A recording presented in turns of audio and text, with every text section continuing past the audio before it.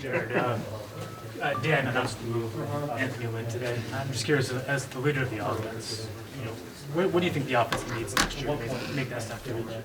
Yeah, I think, first of all, I want to thank Coach Lynn for everything he did and his hard work, and doesn't go unnoticed. I hope to get to talk to him some point here soon and let him know that the way that he handled himself the whole season is remarkable and truly professional, and we really do appreciate it, because he could have if he wanted to had a bad attitude, and he didn't, and he handled himself really well, and it was really cool to see from him. But in the future, to answer your question, a lot of what we did towards the end of the year is something that you'd like to see. Hopefully pass game continues to improve, and I can be a part of that, and then the run game can stay on track and do its thing. But hopefully a lot of what we've done in the last handful of games. Dan had some very kind things. I hate sitting down, by the way. It feels very good to look down at you.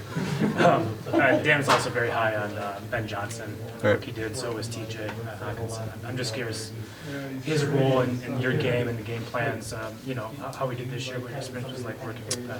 Yeah, Ben really stepped in there about halfway through the year and became, very involved and having a lot of ideas and installing things and having his hand on a lot of the stuff the quarterback position was doing, and really every position, wide receivers, and really just heightening everybody. So his ceiling is, the sky's the limit for him, and excited to hopefully have him back, and we'll see where that goes. Sorry, you said something yesterday that, along with those changes, right, with Dan taking over the play calling and Ben becoming more involved, that you use that sort of bye week, that midpoint of the season, to sort of reflect on things that you could do better too. What did you sort of learn about yourself then, or what did you put into your game at that point? I think it was always just about understanding what we're trying to do and just playing fast and playing decisive. And I think once I was able to get there with some of the new stuff we implemented with Ben and Dan and all those guys, maybe the Chicago game was the game where that kind of clicked. I thought we kind of took off from there offensively, and some of the improvements you guys wouldn't even be able to see happen in practice and weren't ultimately seen in the game, but a lot of it was. But just seeing how we practiced every day and how much better we got over those however many weeks it was, 6-7 weeks, was really cool to see, and gives us a really real reason to have some optimism heading into the offseason. In terms of leadership, Rock was saying you feel like you've grown. You watched him in LA, was your teammate there, now you're here in Detroit. In terms of leadership, how did you feel yourself growing this year, though, just as a whole, just leadership time?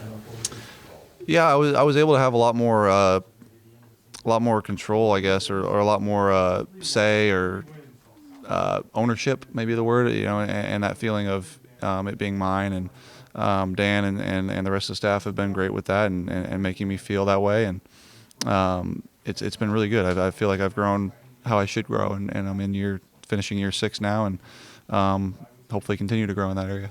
When you get going on the 2022 season, how much further ahead will you be than, say, when you started in April of 2021 and all that? Yeah, a lot further.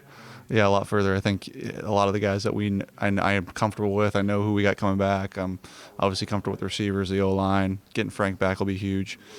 Just some of that stuff that'll get us on the right foot and feel good moving forward. And when Dan was talking to the team after the game yesterday in the locker room, he kept saying, "This is the springboard." What does that mean? How did you take that? What that means? Yeah, just like I said, like the reason for optimism. Right. I mean, we beat a really good team yesterday.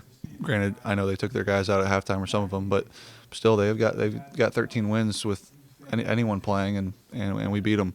And we beat the Cardinals, we beat Minnesota, and those all happened in the last handful of weeks, and that gives us reason for optimism that we kind of know how to do it now, know how to win, and still have a lot of room to improve and a lot of things to happen. But these spring, summertime for us is going to be really fun and really important. That ownership you're talking about, how much can that maybe extend into the offseason for you? How much input do you hope to have and decisions that get made, or things like, I'm not asking to be GM, yeah, things like that?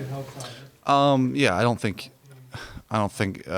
it'll ever be too extreme, but I do trust Brad and trust Dan and have a really good level of communication with them, where they can ask me anything, I can ask them anything, and we can have those conversations. Ultimately, they're going to make the decisions, but I do believe they value my opinion in certain areas, and if they do ask, I'd be happy to give it to them. Do you feel like there was a lot of talk, obviously, when you were here, if you were franchise guy to build around if you're a bridge quarterback, whatever. I mean, that term is sort of a turnaround. I feel like what you did the second half of the season, you cemented yourself as the guy the quarterback for the foreseeable future here.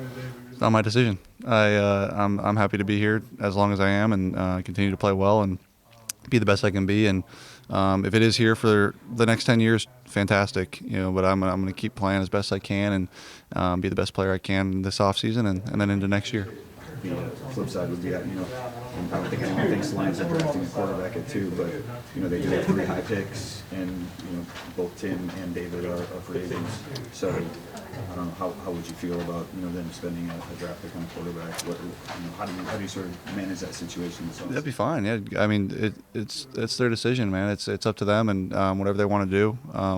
Ultimately, I'm still under contract and still going to be here playing, and feel pretty good about my standing with them and where I'm at.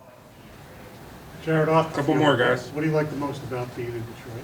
The food, for sure. The food and the I think it's very pretty. I think I live near a lake and being out there in nature and seeing some of that stuff has been really cool.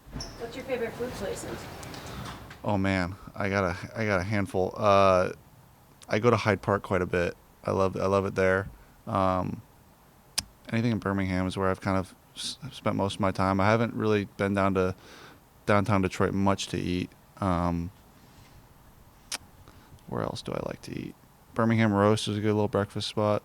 Commonwealth, toast, mostly Birmingham. The expectation is that you guys are going to probably add, to that wide receiver group, continue to grow there. But just with the gains Amon-Ra made, and you're going to have Quintez back, and obviously Teague is one of the better tight ends, and just how Swift has developed. Just what do you like about the weapons and the offense, and the O-line speaks for itself? Just what you have coming back, are you excited about? Absolutely. There's a lot of reason for optimism, man. It's really an exciting time to be where we're at. I know the record doesn't reflect that, but the way the season ended and the way that a lot of these guys played gives us a lot of reasons to be excited. And I know Brad's excited to get going this offseason and do what he can to do some additions. But I think Amon's going to be tremendous for a long time. I think TJ's going to be tremendous for a long time. Swift, if we get Reynolds back or Khalif or some of those guys, obviously Cephas will be off injury. So we'll see. But it's really exciting for me to be a part of it and to have a potential to have those guys all around me. Jared, with all you've been through the last 2 years, the end of the Rams trade, come here, rough start, do you feel like you've come out the other end a changed person? And if so, in what way? Ooh, that's a good question. Yeah, definitely a little bit. I can't exactly tell you where I've changed, but I think I have much greater appreciation for winning and how hard it is and being a part of a team and just, your world gets flipped upside down, about a year ago and then, oh, it's actually not that bad. You come out here and you have fun and you enjoy your teammates and just knowing that there is so much out there to be grateful for and to have fun with.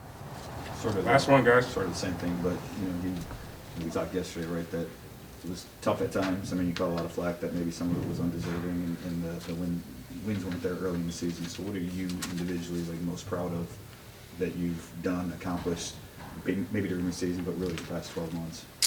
Just handling it all. There's times where it's hard, but that's why you play the game. I mean, it's part of it.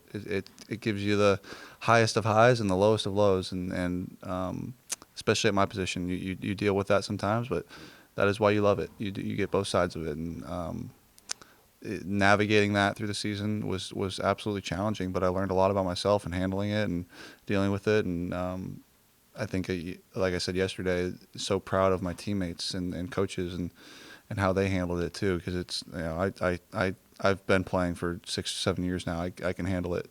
Some of those young guys, it's new to them, losing that many games or getting criticized or getting called out by a coach. So seeing them handle that and handle it the right way was so encouraging, and that's what I'm most proud of.